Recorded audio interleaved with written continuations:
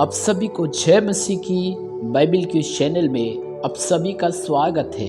आज हम जानेंगे पवित्रता और सिद्धता के बारे में। परमेश्वर का भय रखते हुए पवित्रता को कैसे सिद्ध करें। दूसरा कुरिन्थियों 7 अध्याय उसका 1 पद में लिखा है, सो ए प्यारो, जबकि ये प्रतिज्ञा हमें मिली है तो आओ हम अपने आप को शरीर और आत्मा की सब मलिनता से शुद्ध करें और परमेश्वर का भय रखते हुए पवित्रता को सिद्ध करें। पवित्रता का मतलब है कुछ पाप को छोड़ना।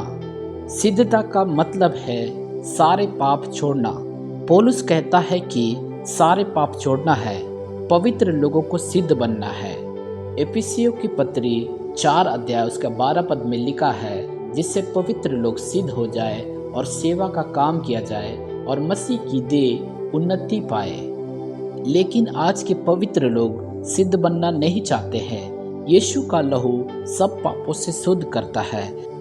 पहला यूहन्ना 1 अध्याय उसका 9 पद में लिखा हुआ है, यदि हम अपने पापों को मान ले तो वह हमारे पापों को क्षमा करने और हमें सब अधर्म से शुद्ध करने में विश्वास योग्य और धर्मी है। कोई भी ऐसा पाप नहीं है जिसको यीशु का लहू शुद्ध ना कर सके। इसका मतलब है कि उसका लहू हमें सिद्ध बनाता है। लेकिन सवाल यह है कि क्या हम सिद्ध बनना चाहते हैं? इसका जवाब है कि हम सिद्ध बनना नहीं चाहते हैं। जो चाहते हैं वह बन जाते हैं। हमने शराब छोड़ी, सिगरेट छोड़ी, पान तंबाकू छोड़ा, गुटखा छोड़ा, या खुशी की बात है।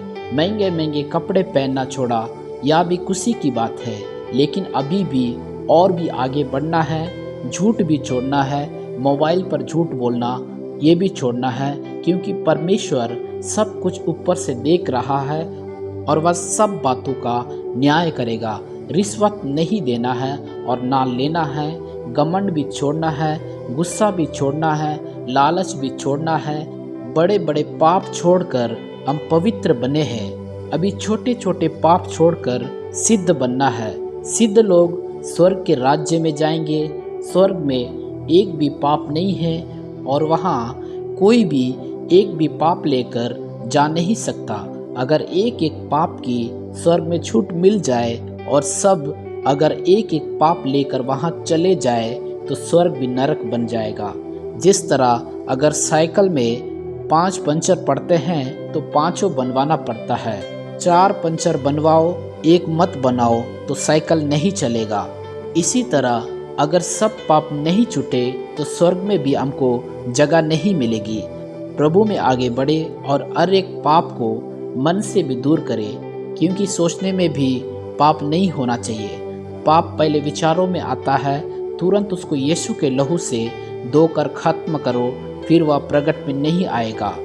दूसरा कुरिन्थियों 10 अध्याय उसका 5 पद में लिखा है, सो हम कल्पनाओं को और हर एक ऊंची बात को जो परमेश्वर की पहचान के विरोध में उठती है खंडन करते हैं और हर एक भावना को कैद करके मसीह का आज्ञाकारी बना देते हैं। जिस तरह फैमिली प्लानिंग कहती है कि बच्चे को माँ के गर्भ में ही नाश करो ताकि उसका जन्म ना हो, इसी तरह परमेश्वर की प्लानिंग कहती है कि पाप को मन ही में नाश करो ताकि वह प्रकट में दिखाई ना दे।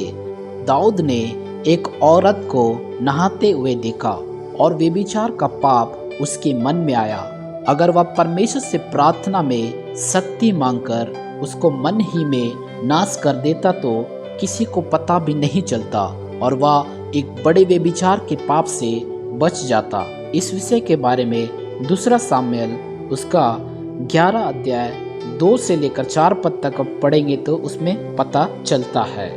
आज हम अपने अंदर ढूंढे कि कौन कौन से पाप है और यीशु के लहू के द्वारा सबको बाहर निकाले, एक को भी अंदर रहने ना दे।